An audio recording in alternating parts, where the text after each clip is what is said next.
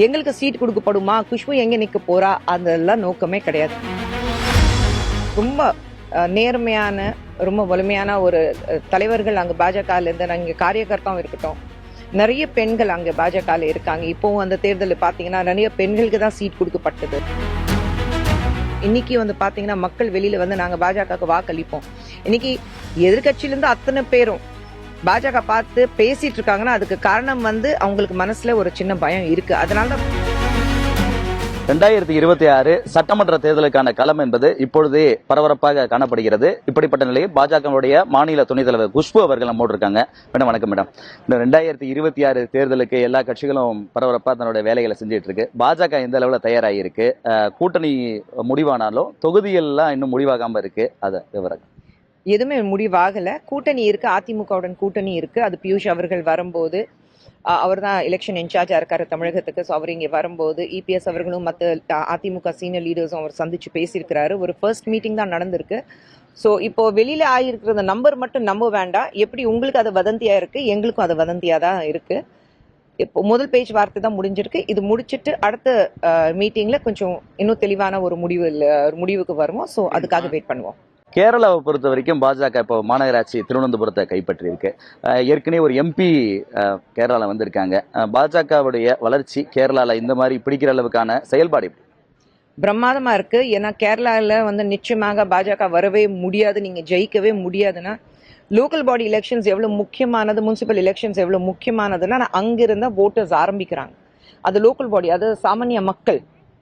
Okay, so சாமானிய மக்கள் வெளியில வந்து எங்களை வாக்களிக்கிறாங்கன்னா அப்போ நிச்சயமாக பாஜக மேல ஒரு நம்பிக்கை, மிகப்பெரிய நம்பிக்கை, நரேந்திர மோடி அவர்கள் மீது ஒரு மிகப்பெரிய நம்பிக்கை அவங்களுக்கு வந்திருக்கு. அதுக்காக தான் நாங்க வந்து ஜெயிச்சிருக்கோம். அங்கிருந்து சுரேஷ் கோபி அவர்கள் என்னுடைய ரொம்ப ரொம்ப நெருங்கிய நண்பர். அவங்க குடும்பமே எனக்கு ரொம்ப நெருங்கமானவங்க.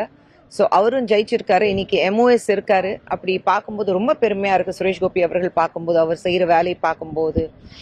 நான் வந்து சமீபத்தில் அங்கே போயிருந்தேன், திருவனந்தபுரம் அண்ட் திரிஷூர் போயிருந்தேன் நான் தேர்தல் பிரச்சாரத்துக்கு. அப்போ அவ்வளோ முதுகு வழியில இருந்தாலும் அந்த தேர்தல் பிரச்சாரத்துல எல்லா வேலைகளும் அவர் பார்த்துட்டு இருந்தாரு. அதே மாதிரி அங்க ராஜீவ் சந்திரசேகர் அவர்கள் இருக்கட்டும்.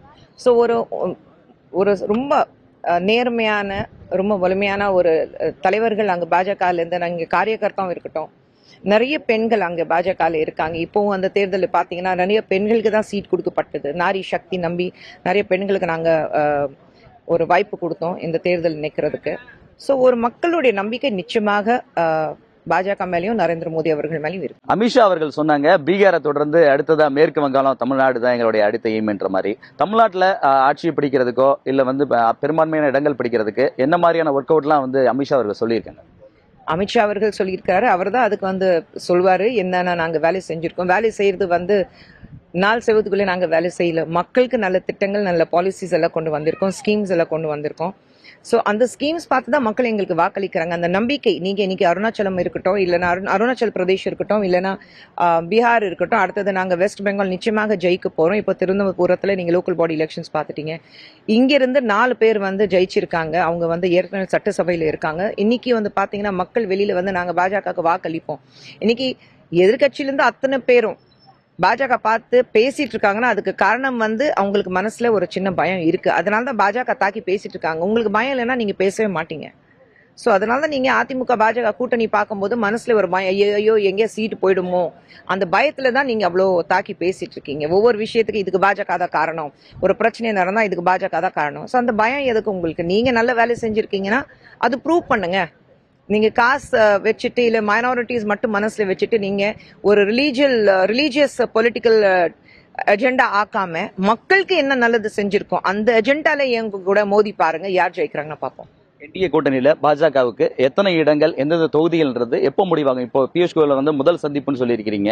அடுத்த கட்ட பேச்சுவார்த்தை எப்போ நடக்கும்? எப்போ இதெல்லாம் ஃபைனலைஸ் ஆகும்? வரட்டும், அவர் வந்து சொல்வாரு. மேலிடத்துல இருந்து உங்களுக்கு எல்லாருக்கும் தகவல் வரும். பியூஷ் அவர்கள் மறுபடியும் வரும்போது, மேலிடத்துல இருந்த தலைவர்கள் இங்க வரும்போது உங்களுக்கு நிச்சயமாக தகவல் வரும். அப்போ பேசுவோம். கடந்த முறை 1000 விளக்குல போட்டிட்டீங்க. எல்லாரும் அவங்கவுங்க தொகுதிகளில் வேலையை ஸ்டார்ட் பண்ணிருக்காங்க. நீங்க எந்த தொகுதியை ஸ்டார்ட் பண்ணி எதை நோக்கி போகுது? நான் எந்த தொகுதியும் முடிவு பண்ணல. இன்னொன்னு, நான் போட்டியிட போறேன்னா இல்லையானா எனக்கு தெரியல. நான் வந்து இந்த இடத்துல போட்டியிட போறேன், அதுக்கான வேலையை ஆரம்பிக்கணும் கிடையாது.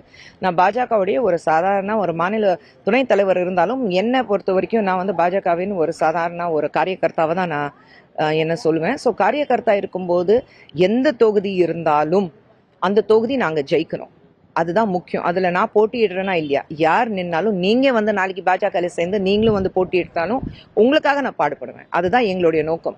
எத்தனை சீட்ஸ் இருக்குது அத்தனை சீட்ஸ் நாங்கள் ஜெயிக்கணும், அது ஒரு நோக்கத்தோட தான் நாங்கள் வேலை செய்கிறோம். எங்களுக்கு சீட் கொடுக்கப்படுமா, குஷ்பு எங்கே நிற்க போகிறா, அதெல்லாம் நோக்கமே கிடையாது எங்களுது. பாஜக ஜெயிக்கணும், பாஜகவோட வெற்றி என்னோட வெற்றி. தமிழகத்தில் அரசியல் களத்தில் பாஜக தொடர்ந்து வேலை செய்ததாகவும், குறிப்பாக நான் எந்த தொகுதியில் போட்டியிட்டாலும் பரவாயில்லை, அதே போன்று வேறு யாராவது போட்டியிட்டாலும் பரவாயில்லை, அந்த தொகுதியில் பாஜகவுக்கான பணியை மேற்கொள்வதே தன்னுடைய திட்டமாக இருப்பதாக பாஜகவின் மாநில துணைத் தலைவரும் நடிகையுமான குஷ்பு அவர்கள் தெரிவித்திருக்கிறார்.